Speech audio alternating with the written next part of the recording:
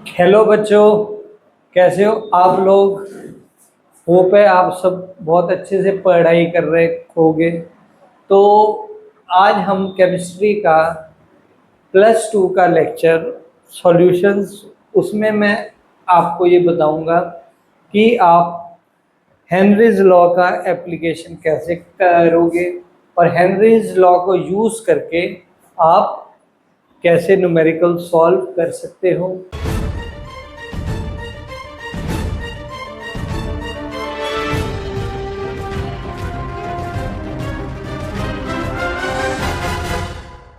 हम लोग Raoult law का एप्लीकेशन हम लोग करेंगे इन मतलब कि वेपर फेज में हम लोग मोल फ्रैक्शन गैस का कैसे कैलकुलेट कर सकते हैं। तो एक न्यूमेरिकल है, vapour pressure of pure vapour pressure दे रखा है, pure vapour pressure of P nought. ये है समझो P not of CHCl3 chloroform का 200 mm ऑफ Hg और पी नॉट ऑफ डाइक्लोरोमीथेन, इसका हमको दे रखा है 400 mm ऑफ Hg। तो ये हमको प्योर फॉर्म में दे रखे हैं। अब क्वेश्चन ये है, calculate the vapour pressure of solution.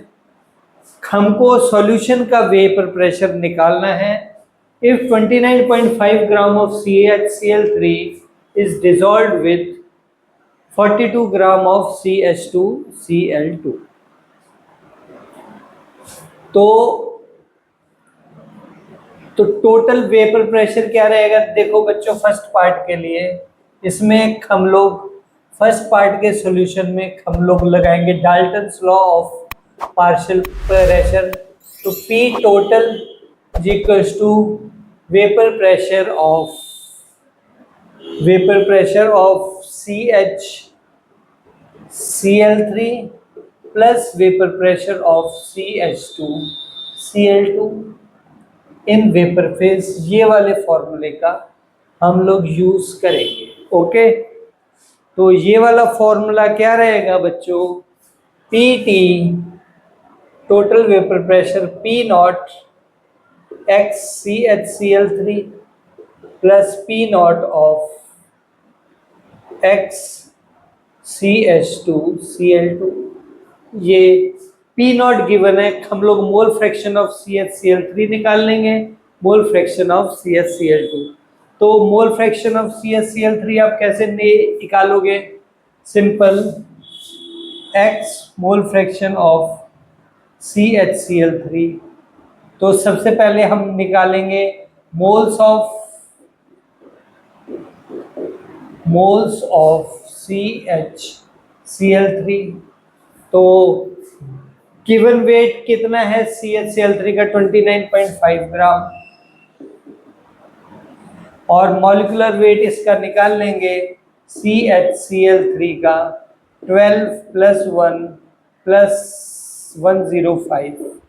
Cl का मैं 35 ले रहा हूँ एटॉमिक वेट, तो ये आ जाएगा 106 और 12 13 118 118 ग्राम।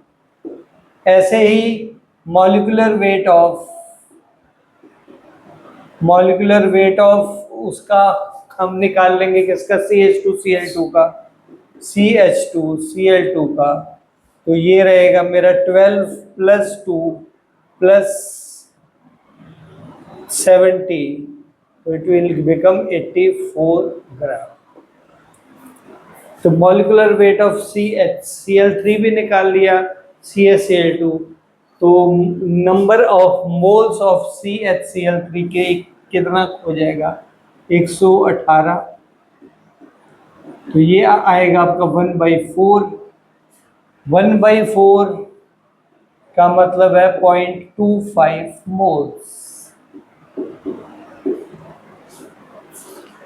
Number of moles of CHCl3 आ गया 0.25 मोल्स। 0.25 मोल्स। ऐसे ही हम लोग निकाल लेंगे नंबर ऑफ मोल्स ऑफ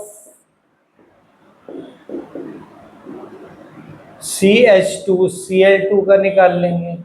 तो CH2Cl2 का वेट कितना गिवन है? 42 ग्राम। तो गिवन वेट 42 ग्राम upon given weight upon molecular weight 84। तो दिस विल गिव 1/2, यानी कि 0.05 मोल्स।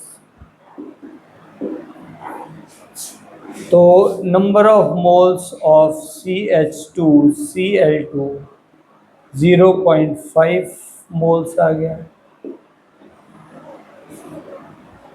ठीक है, तो इसका आ गया 0.25 मोल्स। ओके, अब मोल फ्रैक्शन निकाल लेंगे सिंपल, XCHCl3। तो मोल फ्रैक्शन ऑफ CHCl3, तो number of moles 0.25 upon total number of moles 0.5 plus 0.25, तो ये आएगा 0.25 अपॉन 0.75, 25/75, तो ये आएगा 1/3, यानी कि 0.33 मोल्स। 0.33 मोल फ्रैक्शन आ गया। तो XCHCl3 आ गया 0.33। इसको आप नोट कर लो। Similarly mole fraction of CH2Cl2, ऐसे ही हम लोग मोल फ्रैक्शन ऑफ CH2Cl2 निकाल लेंगे। तो ये क्या आएगा आपका 0.5 अपॉन 0.5 प्लस 0.25, तो इट विल गिव 0.50 अपॉन 0.75, तो ये आएगा 50/75, यानी 2/3, यानी कि 0.67। तो मोल फ्रैक्शन ऑफ CH2Cl2 आपका आ जाएगा 0.67। सिंपल। अब ये वैल्यूज P0 की वैल्यू ये दे रखी है, मोल फ्रैक्शन मिल गया है, टोटल प्रेशर हम लोग निकाल लेंगे। टोटल प्रेशर क्या आएगा? P0 x3, P0 की वैल्यू 200, x3 की वैल्यू 0.33, तो ये आएगा 100, यानी 66 प्लस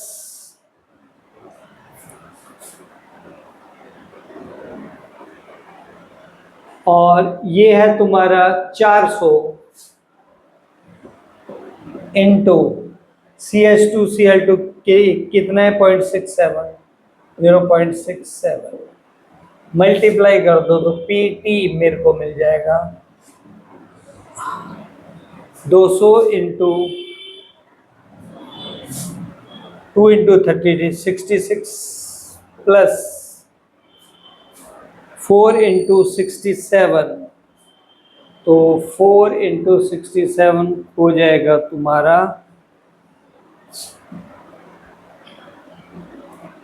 4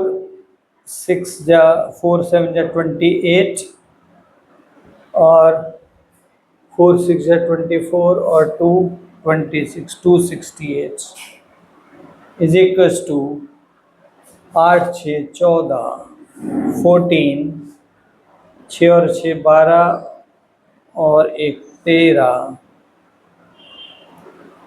334 mm ऑफ Hg। इतना आ गया 334 mm ऑफ Hg। ये मेरा टोटल आ गया। तो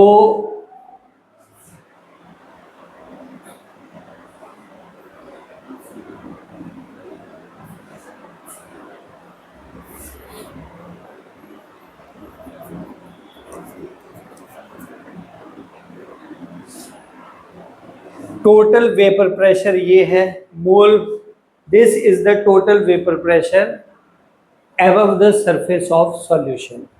तो अब देखो बच्चों, मेरे को टोटल वेपर प्रेशर मिल गया। अब मोल फ्रैक्शन गैस का हमको वेपर फेस में निकालना है, तो सारा हमारा जो सिनेरियो रहेगा वो वेपर फेस में रहेगा, यानी मोल फ्रैक्शन। तो वेपर फेस में परसेंटेज कितना रहेगा, जितना वेपर प्रेशर उस गैस का वेपर प्रेशर गैस का वेपर फेज में है, उसका रेशियो हम टोटल जो वेपर प्रेशर है उसके साथ हम निकाल लेंगे, तो हमें मोल fraction of gas in vapour pressure में मिल जाएगा। तो मोल fraction of gas in vapour pressure में इसको नाम देता हूं y, mole fraction of gas in vapour phase. तो ये है y ऑफ CH Cl3, इसका मतलब है mole fraction of gas in vapour phase.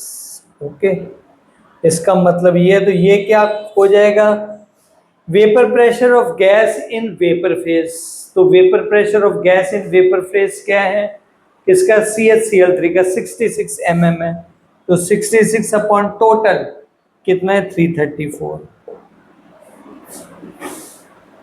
Okay, तो ये हम इसको कैलकुलेट कर लेंगे, तो ये लगभग हमारे पास आएगा, तो ये आएगा 33 अपॉन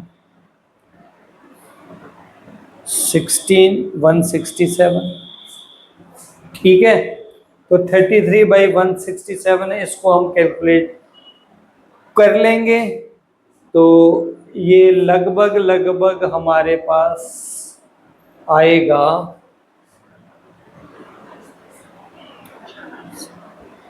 11 3 जा और 11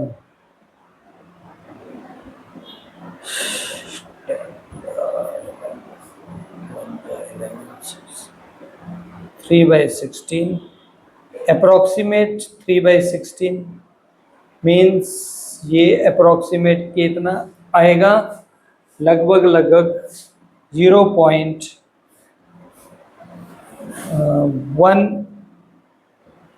और 8 0.18। और ऐसे ही मोल फ्रैक्शन ऑफ CH2Cl2 निकाल लेंगे हम, तो ये आएगा आपका 268 अपॉन 334। इसको जब हम कैलकुलेट करेंगे, या फिर इसको ऐसा कर सकते हो 1 माइनस 0.18 कर दो, तो ये लगभग आपका आ जाएगा 0.82। तो दोनों पार्ट हम लोगों ने कैलकुलेट कर लिए। तो ये एप्लीकेशन है, इसको आप रॉल्स लॉ का एप्लीकेशन भी बोल सकते हो, इसको आप हेनरीज लॉस का एप्लीकेशन भी बोल सकते हो, कि जो हमारे पास गैस है, मान लो कि मेरे पास ये कंटेनर है और इस कंटेनर में लिक्विड में जो मोल फ्रैक्शन है वो CH Cl3 का और उसका अलग है। तो मोल फ्रैक्शन जो गैसेस का लिक्विड फेस में है वो तो ये है, और जो गैसेस का मोल फ्रैक्शन वेपर फेस में है वो YCH Cl3 और YCH2Cl2। तो वेपर फेस में डिफरेंट रहेगा और लिक्विड फेस में डिफरेंट रहेगा, क्योंकि किसी गैस की वॉलेटाइल टेंडेंसी ज़्यादा रहती है, किसी गैस की कम रहती है एट गिवन टेम्परेचर। तो कोई ज़्यादा इवेपोरेट करती है, कोई कम करती है, तो दोनों के मोल फ्रैक्शन डिफरेंट रहेंगे। तो इसका मोल फ्रैक्शन हमको वेपर फेस में निकालना है, तो वेपर फेस में पहले हम इसका पार्शियल प्रेशर निकालेंगे और पार्शियल प्रेशर को डिवाइड करेंगे टोटल प्रेशर के साथ। तो ऐसे, तो इस टेक्निक से हम लोग वेपर प्रेशर वेपर फेस में किसी भी गैस का निकाल सकते हैं। इस टाइप के क्वेश्चंस कॉम्पिटिशन्स में बहुत आते हैं, क्योंकि अक्सर बच्चों को लिक्विड फेस में तो निकालना आता है, लेकिन वेपर फेस में निकालना नहीं आता। Thank you very much. ऐसे ही आप सचदेवा क्लासेस के साथ जुड़े रहिए और आप अच्छे से पढ़ाई करते रहिए। Thank you very much. कितने मिनट का?